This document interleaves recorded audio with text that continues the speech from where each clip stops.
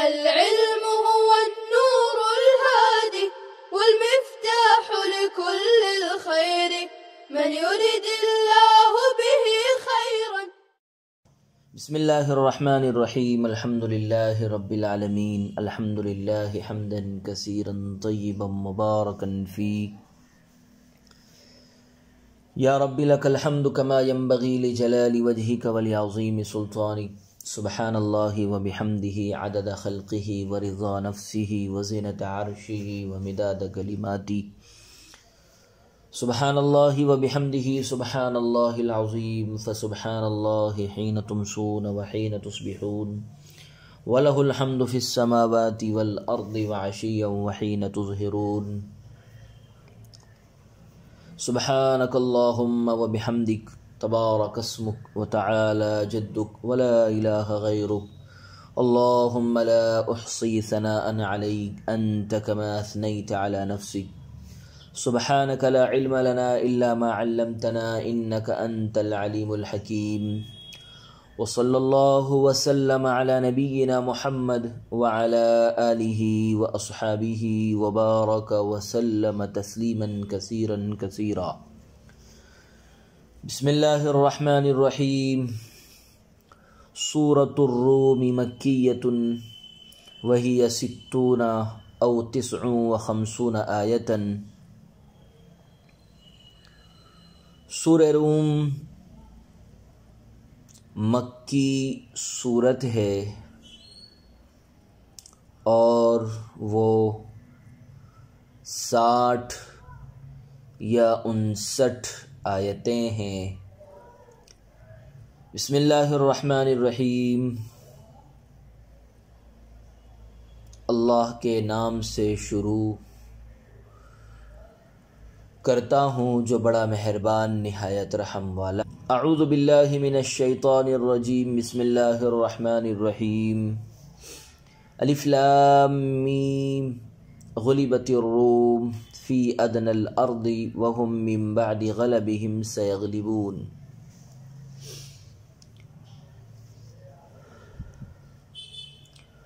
اللہ اعلم بمراده به.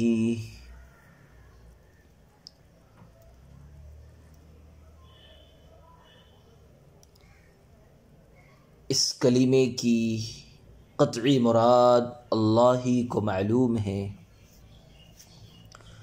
غلبت الروم، رومی لوگ مغلوب ہو گئے. وہم اہل کتاب غلبتها فارس ولیسوا اہل کتاب بل يعبدون الاوثان. ففرح كفار مكة بذلك وقالوا للمسلمين نحن نغلبكم كما غلبت فارس الروم. رومی لوگ مغلوب ہو گئے. یہ اہل کتاب تھے جن پر فارس کے لوگ غالب آ گئے تھے، جو کتابی نہیں تھے، اہل کتاب نہیں تھے بلکہ آتش پرست تھے، جس پر کفار مکہ نے خوشیاں منائیں اور مسلمانوں کو طعنہ دیا کہ جس طرح فارسی رومیوں پر غالب آ گئے ہم بھی تم پر غالب آ کر رہیں گے. فی ادنى الارض، قریب ہی کی سرزمین میں، ای اقرب ارض الروم الى فارس بالجزیرۃ التقى فیہا الجیشان والبادی بالغزو الفرس. یعنی یہ رومی خطہ بنسبت فارسیوں کے عرب سے قریب تر تھا.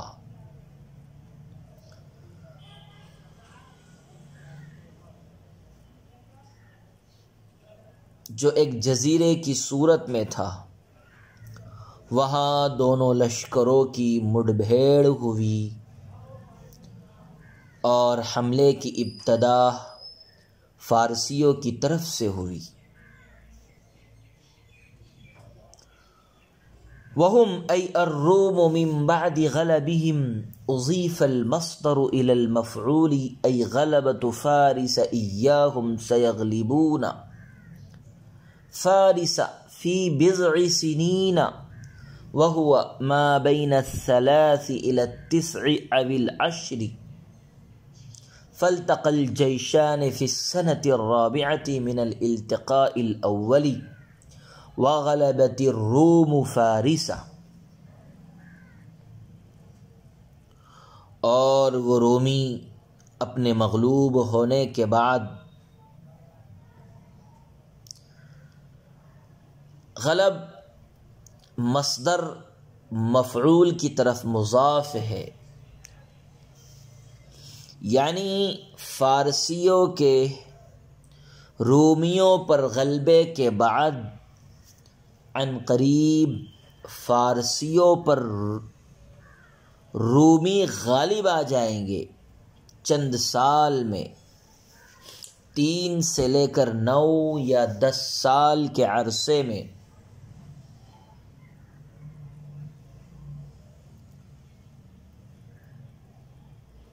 چنانچہ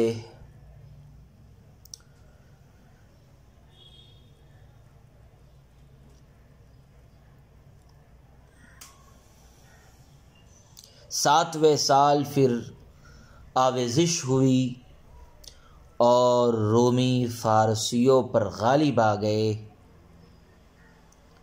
للہ الامر من قبل ومن بعد ای من قبل غلبت الروم ومن بعده، المعنى ان غلبت فارس اولا وغلبت الروم ثانیا بأمر الله أي إرادته، ويومئذ أي يوم تغلب الروم يفرح المؤمنون بنصر الله إياهم على فارس، وقد فرحوا بذلك وعلموا به يوم وقوعه يوم بدر بنزول جبريل بذلك فيه مع فرحهم بنصرهم على المشركين فيه ينصر من يشاء وهو العزيز الغالب الرحيم بالمؤمنين۔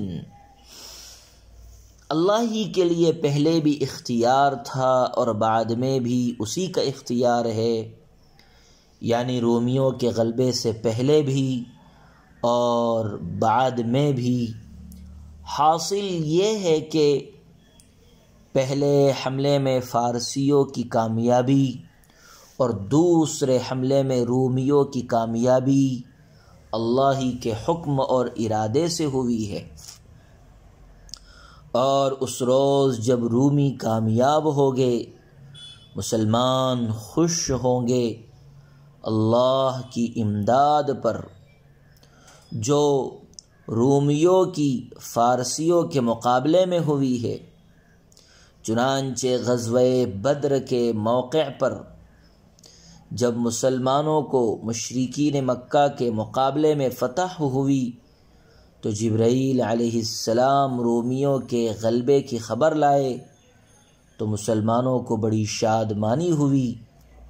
اللہ جسے چاہے غالب کر دیتا ہے اور وہ زبردست غالب ہے مسلمانوں پر، اور وہ زبردست غالب ہے مسلمانوں پر، بڑا مہربان ہے۔ وعد اللہ لا يخلف اللہ وعده ولكن اکثر الناس لا يعلمون۔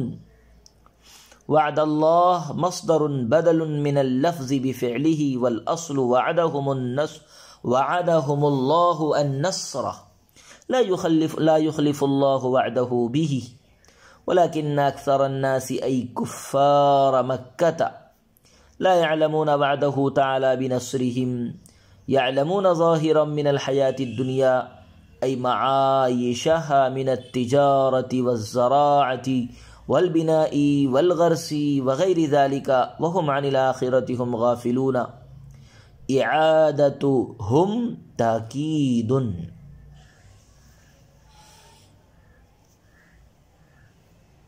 یہ اللہ کا وعدہ ہے، یہ مصدر لفظی طور پر بجائے فعل کے ہے، اصل عبارت وعدہم اللہ النصر تھی۔ اللہ اپنے وعدے کے خلاف نہیں کیا کرتا، البتہ اکثر کفار مکہ میں سے نہیں جانتے ہیں اللہ کے وعدے مدد کو۔ یہ لوگ صرف دنیاوی زندگی کے ظاہر کو جانتے ہیں، یہاں کی معاشیات، تجارت، زراعت، عمارت، باغبانی، شجرکاری وغیرہ کو، اور آخرت سے یہ لوگ بے خبر ہے۔ لفظ ہم کا تکرار تاکید کے لیے ہے۔ عزیز طلبہ کرام، تفسیر جلالین میں سے 21ویں پارے کا آغاز سورہ روم سے کیا جا رہا ہے۔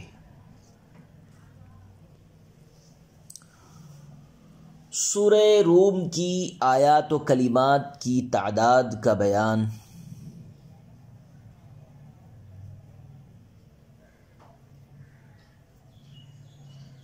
سورہ روم میں 6 رکوع، 60 یا 59 آیتیں ہیں، 819 کلمے ہیں، 3534 حروف ہیں۔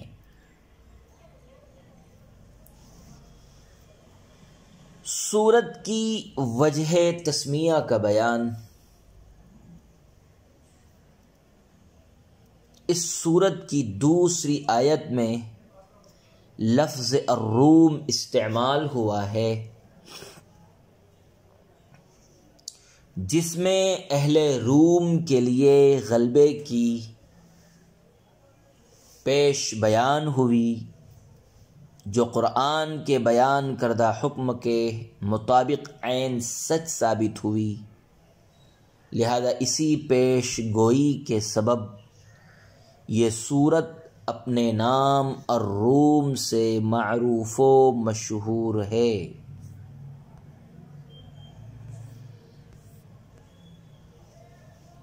روم ایک قبیلے کا نام ہے جو کہ ان کے جد امجد روم بن عیسو بن اسحاق بن ابراہیم کے نام سے موسوم ہے۔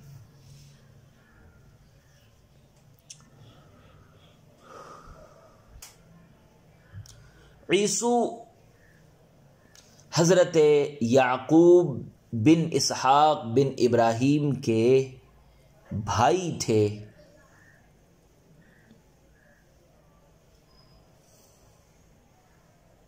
حضرت یعقوب علیہ السلام ابو الانبیاء ہوئے اور عیسو یہ ابو الجبارین ہوئے۔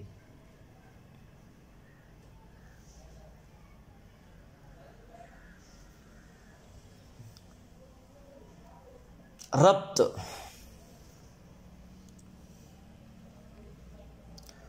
سورہ عنکبوت کی آخری آیت میں اللہ تعالی نے اپنے راستے میں جہاد کرنے والوں کے لیے راستہ کھول دینے اور ان کے مقاصد میں کامیابی کی بشارت دی تھی۔ سورہ روم کی ابتدا جس قصے سے ہوئی ہے وہ اسی نصرت الہیہ کا مظہر ہے۔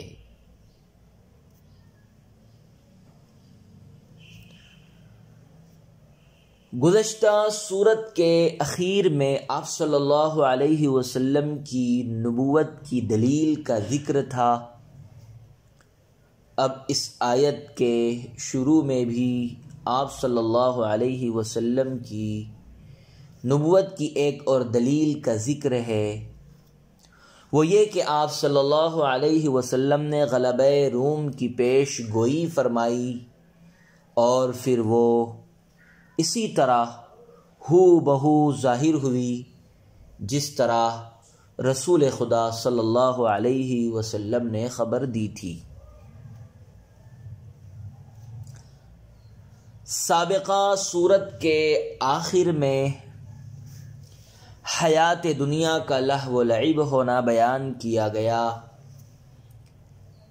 لاحقہ سورت کے شروع میں یہ بتلاتے ہیں کہ حیات دنیا ہے خدا تعالی جب چاہتا ہے تو کسی کو غلبہ دیتا ہے اور پھر اسی غالب کو مغلوب کر دیتا ہے،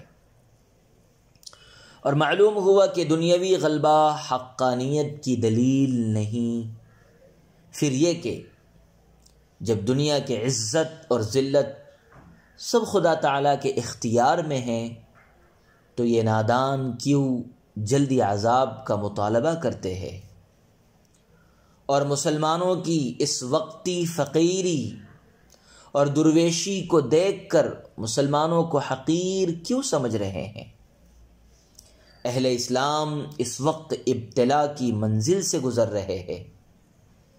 عن قریب یہ متکبرین دیکھ لیں گے کہ یہی درویشان اسلام قیصر و کسریٰ کے خزانوں کو مسجد نبوی کے کچے صحن میں بیٹھ کر تقسیم کریں گے۔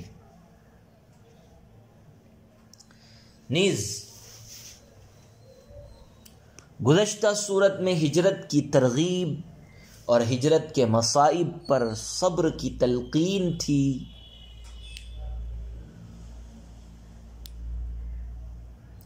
کہ غربت کی مصیبت پر صبر کرے۔ اب اس صورت میں اس کی دلیل بیان کرتے ہیں کہ تغیرات عالم اور سلطنتوں کے انقلابات سب خدا کے دست قدرت میں ہیں۔ خدا کے دست قدرت سے کوئی بھی چیز باہر نہیں ہے اور بالا تر نہیں ہے۔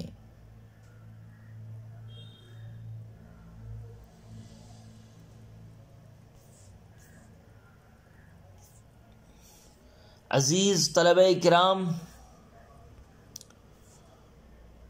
سورہ روم کے مضامین کا بیان۔ سورہ روم میں متعدد مضامین بیان کیے گئے ہیں۔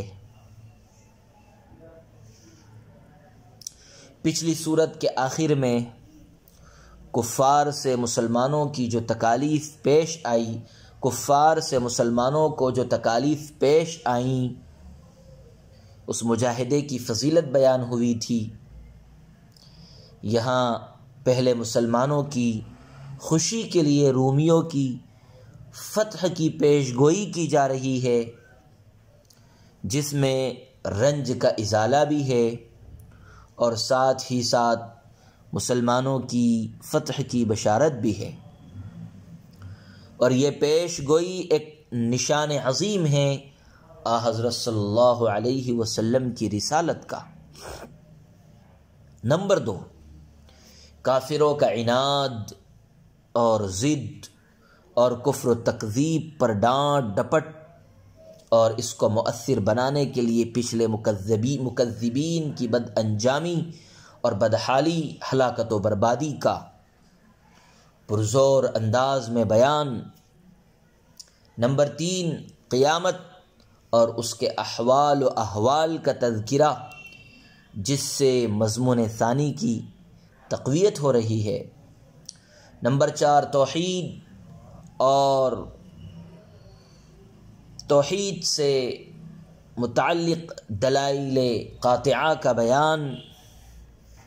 نمبر 5، حقوق توحید سے متعلق بعض ضروری اعمال فرعیہ کا ذکر ہے۔ پھر آخر میں ان بلیغ اور مؤثر ترین مضامین سے کفار کے متاثر نہ ہونے پر حضرت صلی اللہ علیہ وسلم کو تسلی خاطر حضرت صلی اللہ علیہ وسلم کی تسلی کی جا رہی ہے۔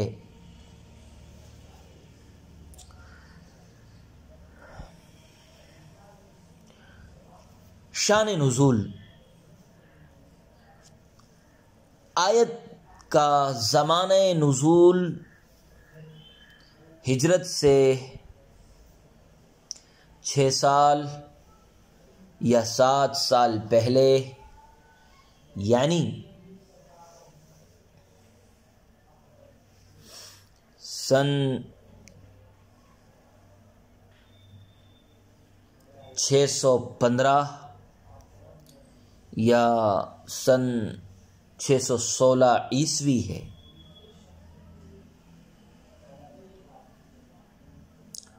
روم سے مراد قدیم رومن امپائر کا وہ مشرقی حصہ ہے جو سن 395 عیسوی کو اس سے کٹ کر خود ایک مستقل سلطنت بن گیا تھا۔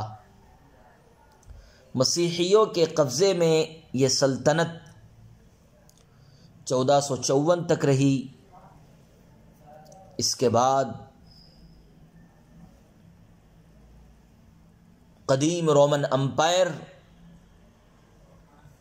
ترکوں کے قبضے میں آ گئی، جس کا دارالسلطنت استنبول یا قسطنطنیہ تھا، اور اس کا قدیم نام جدید روما بھی ہے۔ ایشیائے کوچک کے علاقے سب اسی میں شامل تھے۔ 614 عیسوی میں مسیحی رومیوں کو ایرانی مجوسیوں کے مقابلے میں سخت ہزیمت اٹھانی پڑی۔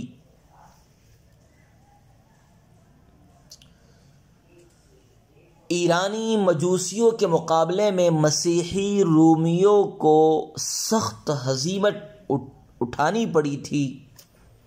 آیت میں اسی واقعے کی طرف اشارہ ہے۔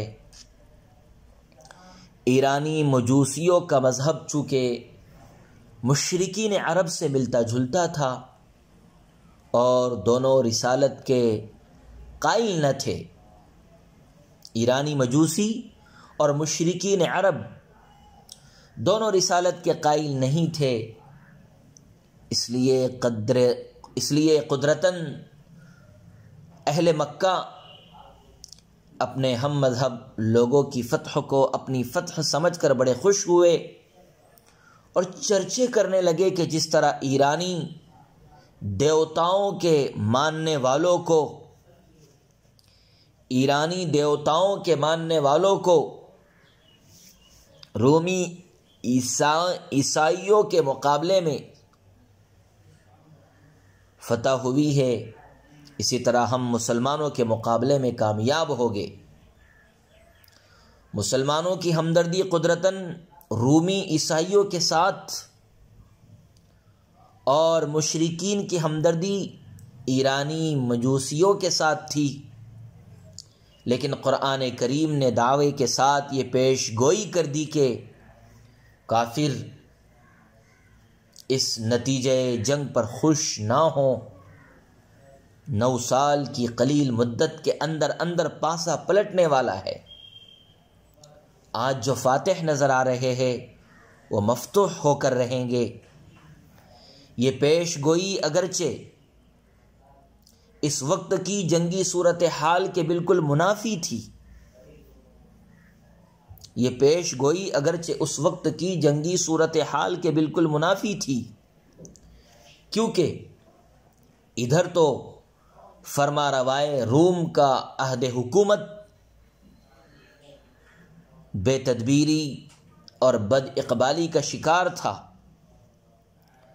افسران فوج نااہل، خزانہ خالی، بہادر اور تجربہ کار فوج کا قحط تھا، اور ادھر شہنشاہ ایران خسرو کی اقبال مندی عروج پر تھی، اور ملکی سیاسی اقتصادی معاشرتی حالات اوج پر تھے، بلندی پر تھے۔ غرض ظاہری اسباب و حالات تمام رومیوں کے خلاف تھے، اور بڑے بڑے جنگی مبصروں کی، دانشمندوں کی پیش گوئیاں اور قیاس آرائیاں رومیوں کے خلاف ہی تھی۔ مگر ایسے میں قرآن کریم نے ڈنکے کی چوٹ پر نقشہ جنگ پلٹنے کا اعلان کر کے تہلکہ مچا دیا۔ قرآن کریم نے ببانگ دہل ڈنکے کی چوٹ پر نقشہ جنگ پلٹنے کا اعلان کر کے ایک تہلکہ مچا دیا، اور مخالفین کی صفوں میں کھلبلی مچا دی۔ چنانچہ شکست کے 7ویں سال سن 622 عیسوی میں یکایک حالات نے پلٹا کھایا۔ ہرقل سنبھلا اور بجائے مدافعانہ کسی کارروائی کے اب ایران میں جارحانہ کارروائی شروع کر دی۔ دیکھتے ہی دیکھتے ایران کی قسمت پلٹ گئی۔ سن 624 عیسوی میں اس کی قوت بالکل ٹوٹ کر رہ گئی، یہاں تک کہ ایرانیوں کے مقدس ترین آتش کدے برباد ہونے لگے اور خود شہنشاہ کو بھاگنا پڑا۔ عزیز طلبہ کرام،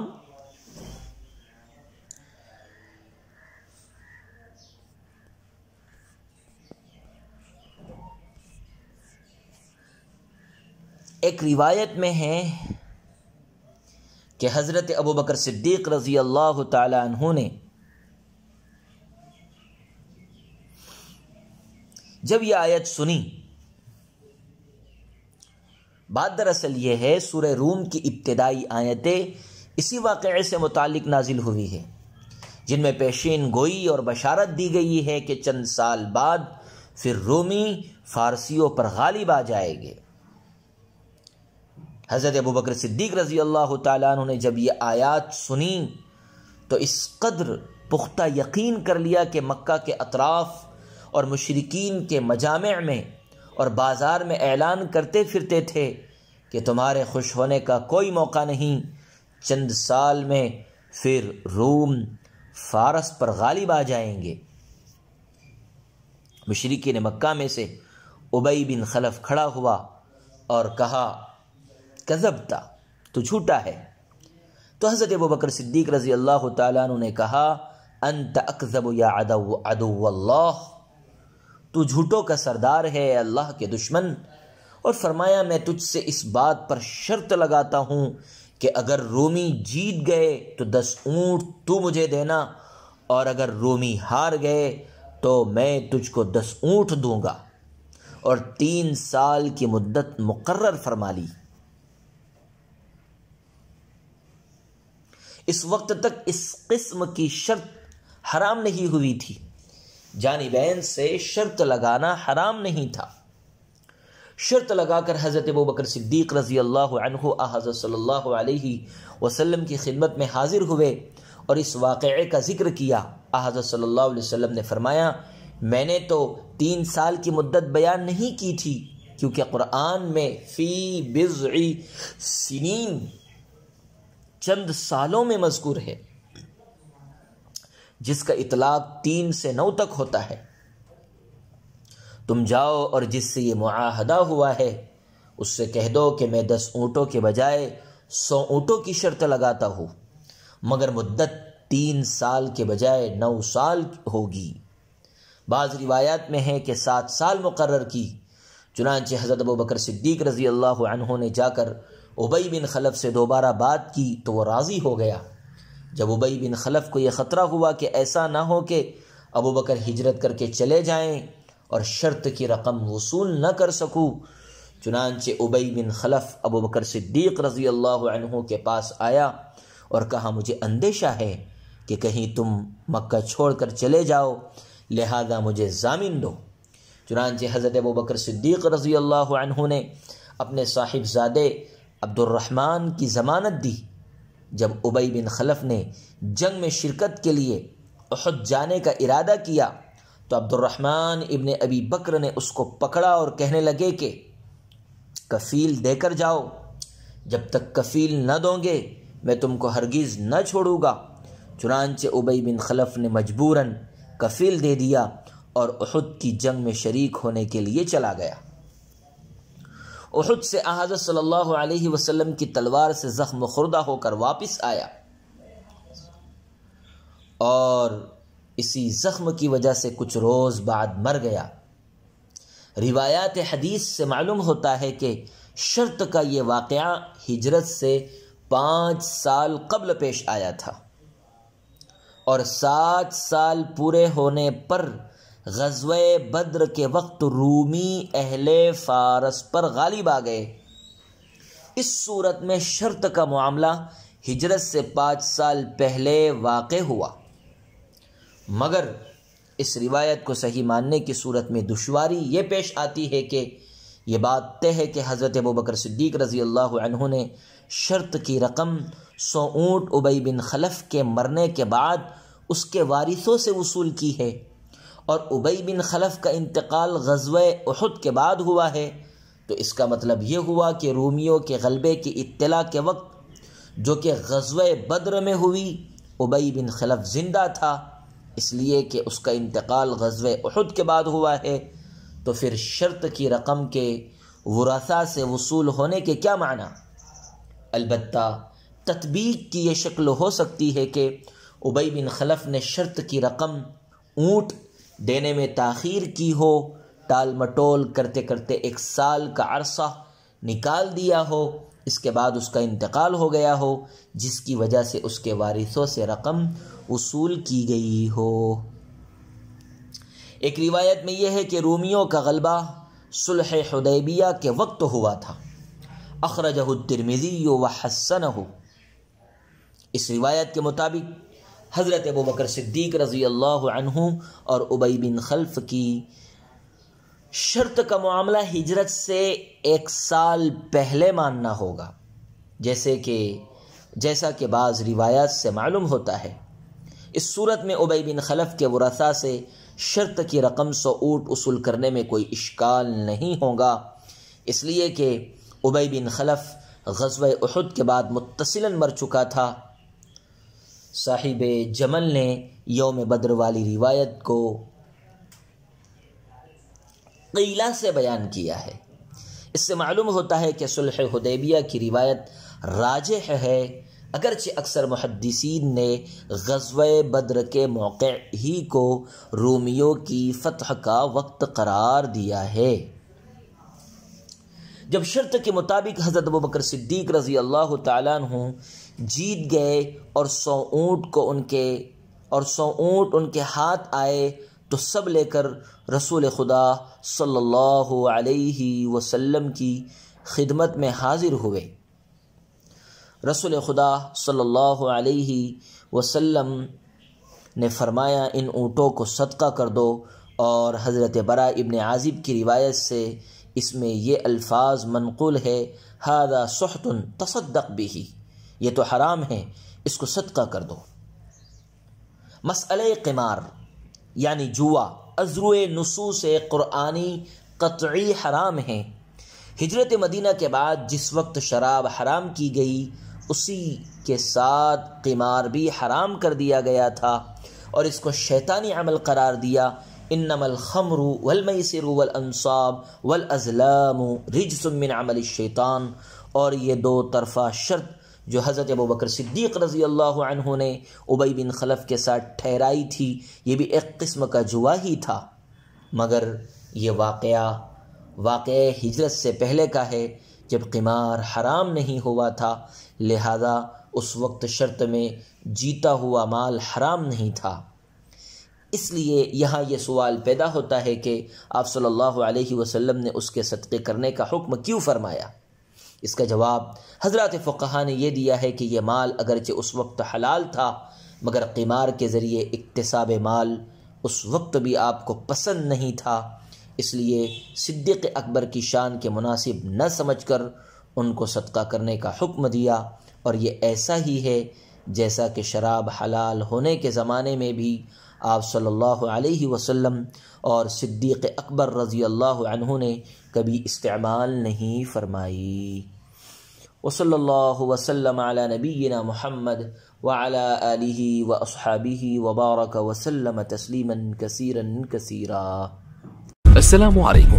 لا تنسوا الاعجاب بالفيديو والاشتراك في القناة تشجيعا لنا لنستمر بنشر المزيد إن شاء الله.